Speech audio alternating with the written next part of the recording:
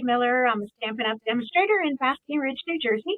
And every week I go live at 5 o'clock on Wednesdays, Eastern Time, to share with you some of the things that I've been working on, things from upcoming classes, Stampin' Up specials, anything that, is happening here in my little Stampin' room. So today I'm going to share with you a card that uses the Scenic Adventure bundle. This bundle has been coming across my desk quite a few times. I am going on an Alaskan cruise at the end of the month, and we're finally starting to think about it. And every time I think about card making, I'm like, oh, this set looks pretty fun. Anyway, so I'm going to share with you the card that we're making in class this week at my Stamp-A-Stacks on Thursday, Friday, and Saturday. And also, we're going to use one of the in colors from the 2025 to 2027 collection, and select items from that group of in colors are on sale this month, 15% off, and you can check that out in my online store. But let's go ahead and see what we've got today. So pop over to my desk, and this is the card we're going to make. I actually cased it from someone online, and I cannot read her watermark. I did save it as a photo, and so if you know who made a card very similar to this, please let me know. I'd love to give credit as I should, and I was just disappointed I couldn't read it at all. Anyway, so again, this card is made with the Scenic Adventure bundle, and here's the bundle. Here is the stamp set. First of all, we've got some trees, we've got some nice sayings, and I actually made this card. You may have seen one similar to it that I made for a friend who just moved across the country to start her new adventure. So it was perfect for that too.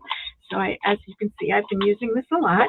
It also has another die that I have over here, and this has some trees, but you can see we've got mountains, we've got lots of small trees, we've got large trees, we've even got a little campfire. I may have pointed that out before. Just stinking cute. So anyway, it's also great for masculine cards, should you be looking to make those. So this is part of the online exclusives from earlier this year. Some available in the store. I also, on this card, used the Party Banners dies, and thank you to my downline Lois who lent this to me. I just can't possibly own everything, and thankfully she purchased it and is letting me borrow it. But you can see we're using two of the smaller ones, so it's the third, number 3 and number 4 of the small size of the banners. But you can see that, look at all the different sizes here. You can make full cards, you can make a huge banner, you can make little banners. Very, very fun to work with. So let me show you let's go ahead and put this card together, all right? And we'll talk about it as we go. So we're going to start with a piece of Crumb Cake cardstock, and it's just the usual size, which is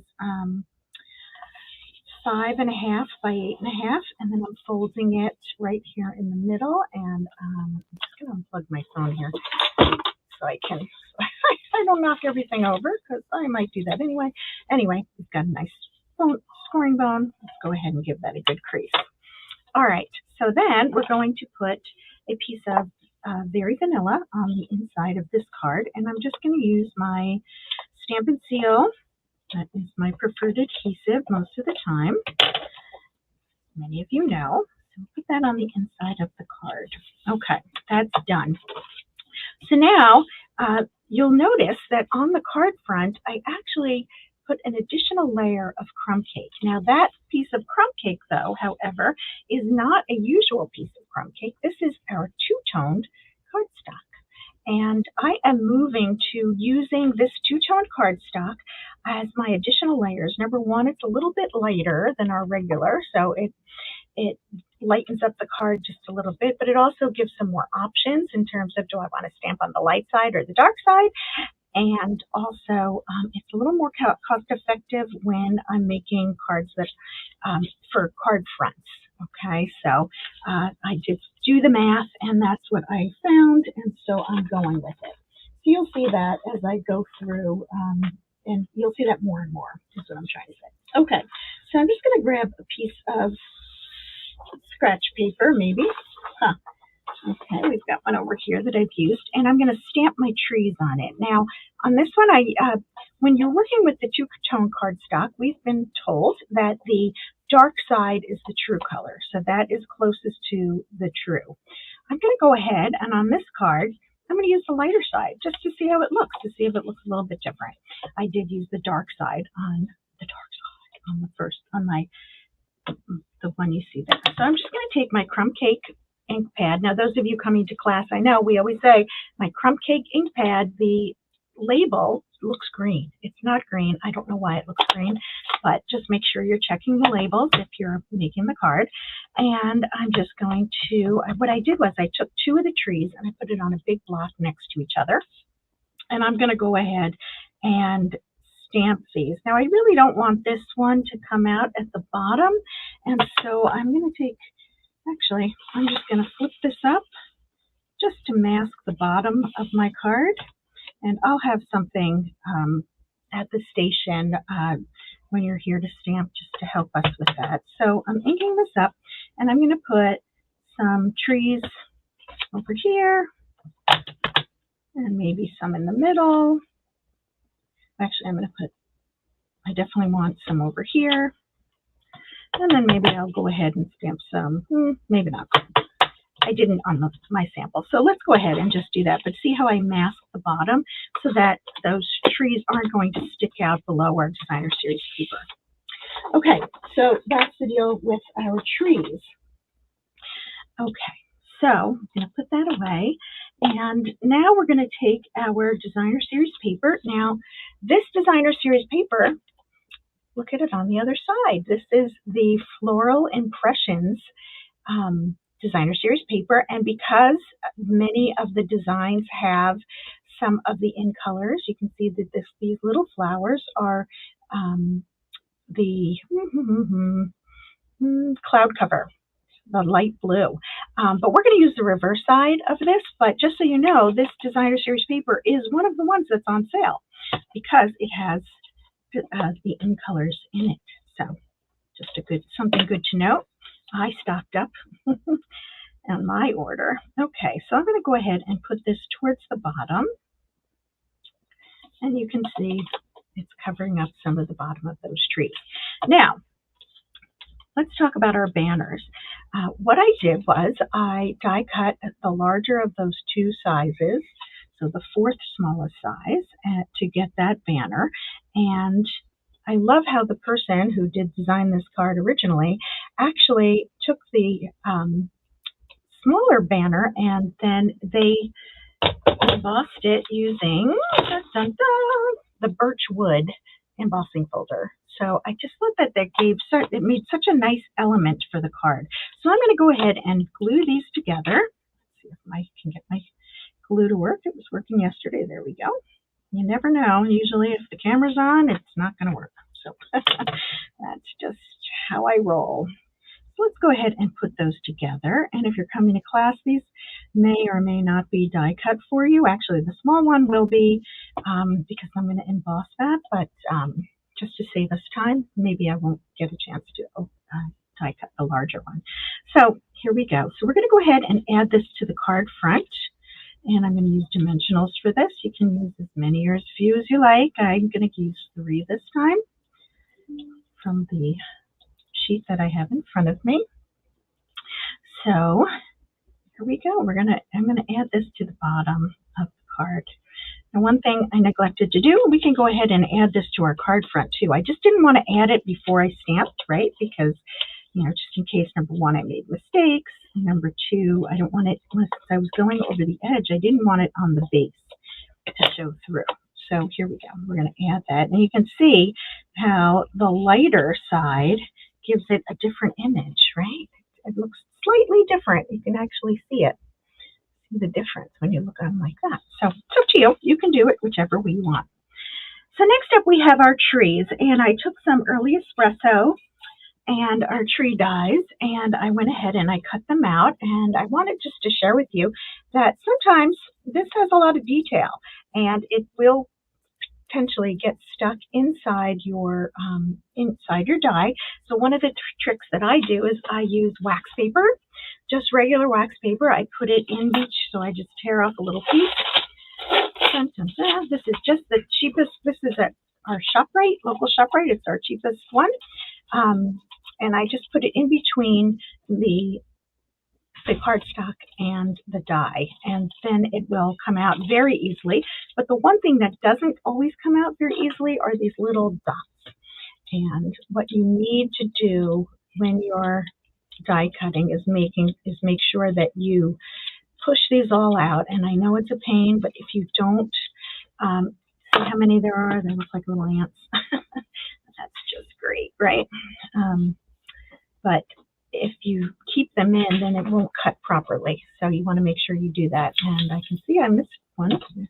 Don't want to do that because we'll be die cutting a bunch of these starting tomorrow. So anyway, that's a little tip for you for die cutting. So once we have our trees, let's go ahead and add them to the card. I'm just going to use since I'm putting it on something that's textured, I'm just going to use my wet adhesive just to make sure it gets into those nooks and crannies. And I'm just copying the design that I cased. And it's not exact, but it is very similar. And so there we have our trees on there.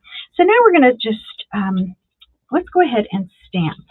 So I'm going to take, this is a piece of the old olive two-tone cardstock. So you can see we have the light side and the dark side. It's kind of hard to tell. You can see, I believe I used the dark side here and here. I'm going to actually stamp on the light side, see how that comes out. And what's really cool about this particular stamp set is that it is designed to, at least for this, it leaves a space for you to put in journey or adventure in there, and it fits perfectly. And then it has begin. So the let the and the begin are on the same stamp. See that? So that makes it very easy to get it straight, or easier, I should say. So we're going to go ahead and going to stamp it in, I believe this is garden green, just to make it a little bit darker. So there is let thee, and then let's go ahead and put adventure using early espresso.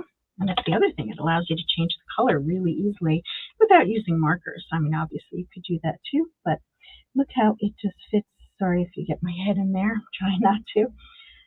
Look how that fits perfectly. Let the adventure begin. And if you get it straight, more power to you. It's hard to do when you can't look right over it. So anyway, so once we have that, we're going to be putting it onto the card. You can put it anywhere you want, but I'm going to put it right here. Actually, I might move it down a little bit, cover that border a little bit, and put it right up against that tree trunk. And I'm going to put it on with some dimensionals. But before we do that, we do have a little bit of the linen thread. So we're going to take the linen thread, and this is always my recommendation, is to work with it while it's still on the spool.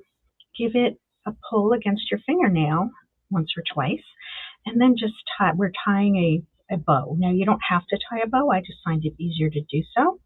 And you want it to be kind of big and loopy. Doesn't have to be too big because this isn't too wide. We want it to show beyond. Okay, so you see how that's going to be. And then we're going to cut that so that we have the right amount. And then we're going to use a glue dot. Now here I'm using glue dots from a paper pumpkin kit. I do that often because it's just easier to keep on my desk here. And I just peel off the backing. At the class, we'll probably have a box of the usual mini glue dots. And we're just going to put that on. So you can see there's a glue dot right there. And I just put it on sideways. And now we can go ahead and add our sentiment right on there. So it's sticking out, so it looks nice. Now, so we're going to, because this is already popped up, we're going to make sure that we use a dimensional. And like I often do, I'm going to put it right onto the paper to make sure that I get it. And I think I'm also going to put a little bit of regular adhesive just so that it gets a chance, if it meets up with anything, that it can adhere there too. So you can see we've got that. And voila. And that is it. So that is the card. Now, what I didn't talk about is Timid Tiger. The banners were done with Timid Tiger, which is one of the in colors. So I wanted to make sure that we talked about that again. So if you like the color, there are 4 other colors. We've got Cloud Cover, we've got Secret Sea, Strawberry Slush, which seems to be a favorite of people, and Darling Duckling. I think that's 5. I might have missed one, I'm not sure. But anyway, they are on sale, a lot of the different items. Not necessarily everything, but lots of things are on sale. So anyway, those are the cards, or that is the card, and I appreciate you joining me today to see how that all goes on. And if you're coming to class, I look forward to you making this card, and if not, feel free to try to make it on your own. It's a simple sketch, and if you know who the originator was, please be sure to let me know. Thank you for joining me, and we'll see you the next time. Bye-bye.